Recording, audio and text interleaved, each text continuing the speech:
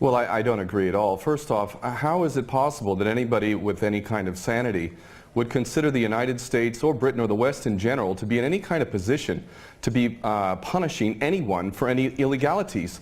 If we want to take a look at Iraq, there is at least 1 million, probably even close to 2 million dead. We invaded that country, destroyed it, created millions of orphans, millions of refugees, and never even so much as apologized for that.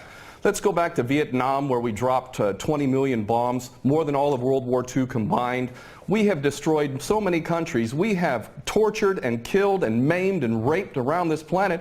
Who in the hell in their right mind would consider the United States or the West in general to be in any position to punish anybody? Never mind the obvious facts that this is a false flag attack and a long list of false flag attacks, which let's get into that, please. Well, we don't operate under international law. What we have is the color of law, the law of the jungle, in which the rich and the powerful basically determine what goes and what doesn't go. Iraq is a perfect example of that. Why isn't Tony Blair and George Bush rotting away in a prison cell for the rest of their lives? Because the law is not being applied. These are war criminals and they should be in prison for the rest of their lives, if not executed, if their own rules were adhered to for their own crimes.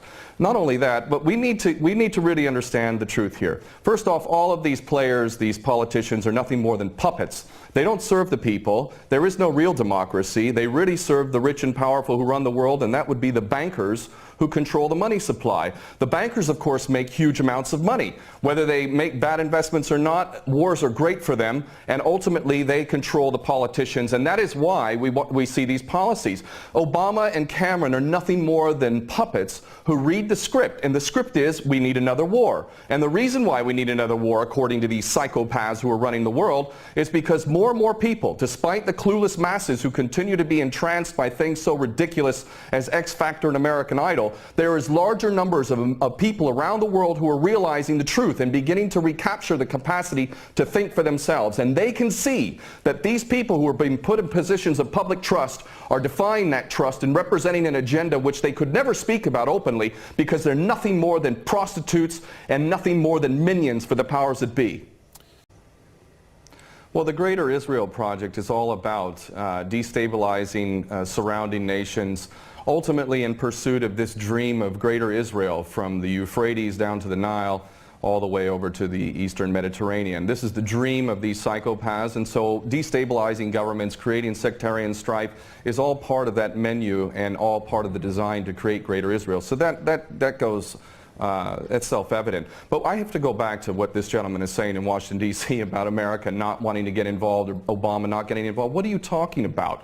We have been arming people directly who are Al-Qaeda. Al-Nusra Front is Al-Qaeda. These people are psychopaths to the worst order. They're conducting suicide attacks. They're gassing people. We know, Carla Del Ponte said in May, that it was the so-called rebels in Syria that were using sarin gas, not the Bashar al-Assad regime. No, it was not. We know that the United States president is arming people who are on the U.S. terrorist list. He should be convicted of aiding and abetting, giving material support to a terrorist organization. But then again, you know what? We, the West, the United States in particular, Israel and Britain, are the biggest terrorists on the planet. So our little junior partners in Al-Qaeda, which is nothing more than a CIA database, thus the name Al-Qaeda, this is nothing more than a group of terrorists working together, each playing one different role, but all of them working together for the same goal, which is to maintain this hideous and sick and twisted, unjust world that we have, which is a perpetual state of war. Always one illusion, one boogeyman after another. But the fact is, Obama is nothing more than a puppet war criminal, just like his predecessor and every other U.S. president before him. So please don't tell people out there that the U.S. is not involved. It's directly involved, and it is arming people who are absolute psychopaths. Because the United States has never been interested in anything. Ken O'Keefe, go ahead. Has never been interested in anything other than war. The United States is in a perpetual state of war because the bankers control the politicians, and they read the script as given to them by the banksters, and they make huge amounts of money off of this. What this gentleman is saying about the United States not wanting war, not wanting to get involved, is like Iraq 2.0. It's a repeat of the same rubbish that was said, oh, we don't want war, war is a last resort. That's absolutely untrue. It's a lie. Those that are in government are nothing more than prostitutes who are carrying out the orders of those who are in charge of them, and those that are in charge want another war. And part of that that is what we discussed earlier, the Greater Israel Project, to destabilize any Arab regime which might have any kind of autonomy and self-determination. Any regime in the Arab world that is not an absolute puppet cannot be tolerated. And who are the nations that we target? Those that are not puppets. We don't target those like the Saudi regime, which is the biggest human rights violator in that region. It's cutting off people's heads in public, cutting off hands. It is the most grotesque regime on the planet, and yet we give that regime weapons and it's no problem whatsoever.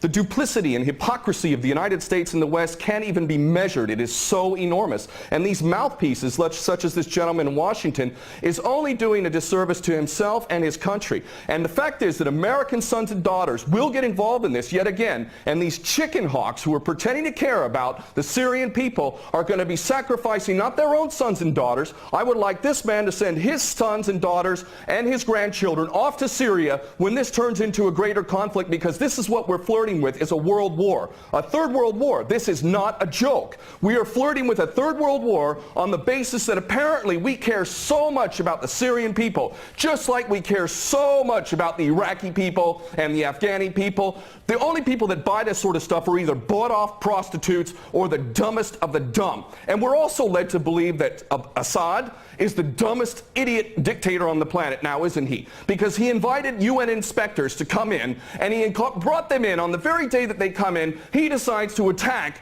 his own people 10 miles away from where the inspectors arrive. This is beyond ridiculous, and the only people that buy this, again, are bought-off prostitutes or the dumbest of the dumb. Well, there's no question that they don't intend for limited strikes, and that's not going to do anything. They want to go in full scale. That's the plan. Of course, they'll use pretext to be able to justify the initial attack, and then they'll concoct more things to justify a greater involvement.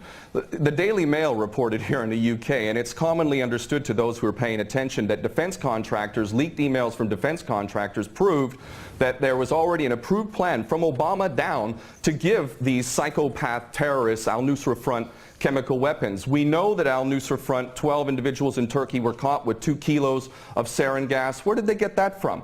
And this is, you know, clearly a false flag. We understand this to be true, and it's the only way that they could justify an attack at all. And I have to say, I'm happy that the gentleman in Washington mentioned Dempsey, General Dempsey of the Joint Chiefs, because I'll tell you what, more than anything else, it is the true American patriots, those who are sick and tired of having given up their life to basically serve the American dream, the American nation, the Constitution that they swore to uphold. It's those military men and women. It's you now. It's coming to you now. Are you a patriot or are you not? Are you going to let your nation descend even further into the chaos and corruption that has been so sick and so twisted that it's destroying American lives as well as the rest of the world, to the tune of 22 American servicemen a day who are committing suicide? Are you going to sacrifice more of your American sons and daughters for Israeli wars, for Zionist wars? Are you going to continue to do that because you are not a patriot? You are in fact aiding and abetting the terrorists you supposedly think you're fighting against.